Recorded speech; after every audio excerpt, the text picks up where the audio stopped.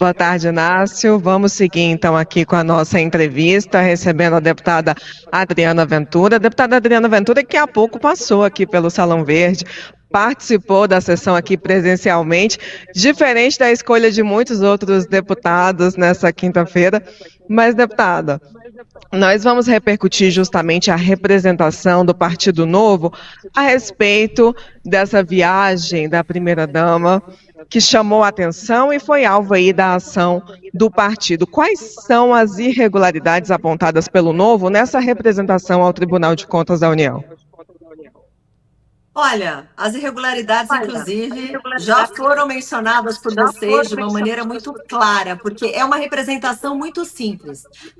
O Partido Novo entrou com uma representação no Tribunal de Contas da União, questionando a compra de uma passagem em classe executiva para a senhora Janja Lula da Silva, que é completamente irregular, que não tem respaldo legal em lugar nenhum.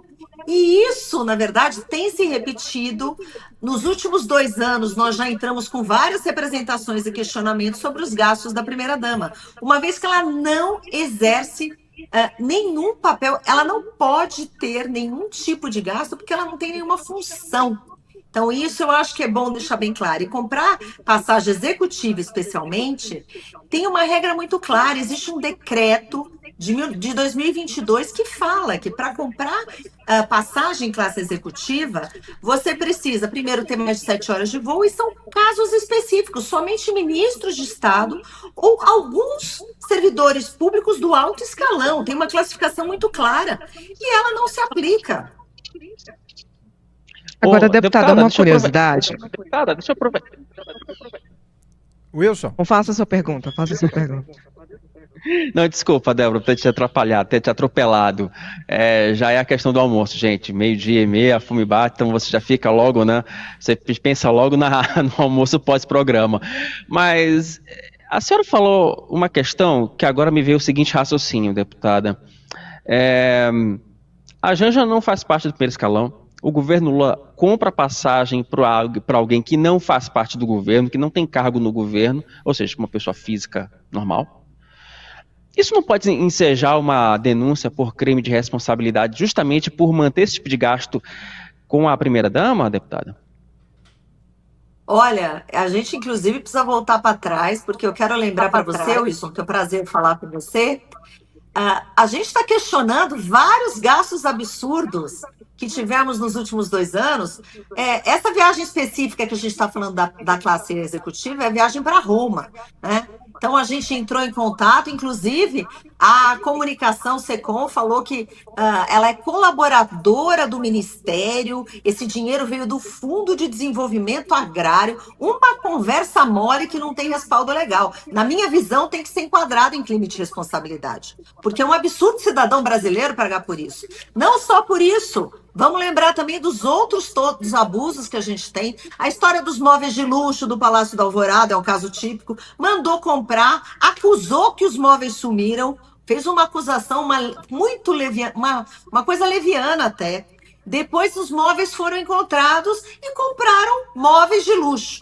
As viagens internacionais, vou lembrar uma outra que causou um frisson enorme, que os hotéis de luxo em Londres. 57 quartos em Londres, naquela viagem da coroação do rei Charles, todo mundo lembra dessa história, né? Tava ali a Janja da Silva, a gente pediu informação, colocaram um sigilo em todos os participantes, pago com dinheiro público, 1 milhão e tanto de reais pago. E a última, a Janja Palosa, que a gente também entrou com requerimento de informação, porque é o uso da máquina e das estatais e dos patrocínios para se promover. Então, é uma aberração isso. Então, sim, crime de responsabilidade, com certeza, Wilson. Débora?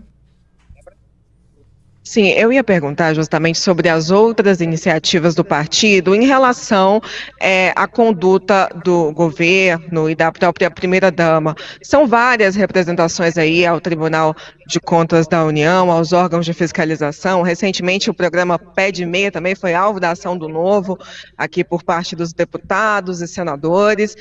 E as respostas, deputada, como é que ficam? A gente vê o partido peticionando, mas de lá para cá, como é que é a resposta definitiva sobre esses abusos aí com o dinheiro do contribuinte? Pois é, Débora, você tocou num ponto importante, eu falei, mas assim, respostas vagas, tudo assim, são respostas, aquelas respostas que também podem ser já crime de responsabilidade, deixando isso muito claro, porque quando um deputado faz um requerimento de informação, o ministro, eles têm que responder de uma maneira adequada. E como é que eles respondem? Primeiro, eles põem sigilo. Onde já se viu ter sigilo em nome de pessoas que viajaram? Onde já se viu ter sigilo em nome de pessoas que recebem verba pública? Então, as respostas não são satisfatórias e muitas vezes, Débora, a gente repete o requerimento de informação, até para não parecer uma coisa agressiva com o ministro. A gente fala, olha, eu acho que você esqueceu de responder. Olha, você pode esclarecer? E o que a gente percebe é que é o governo do sigilo, o governo da falta de transparência. E isso realmente me causa muita indignação.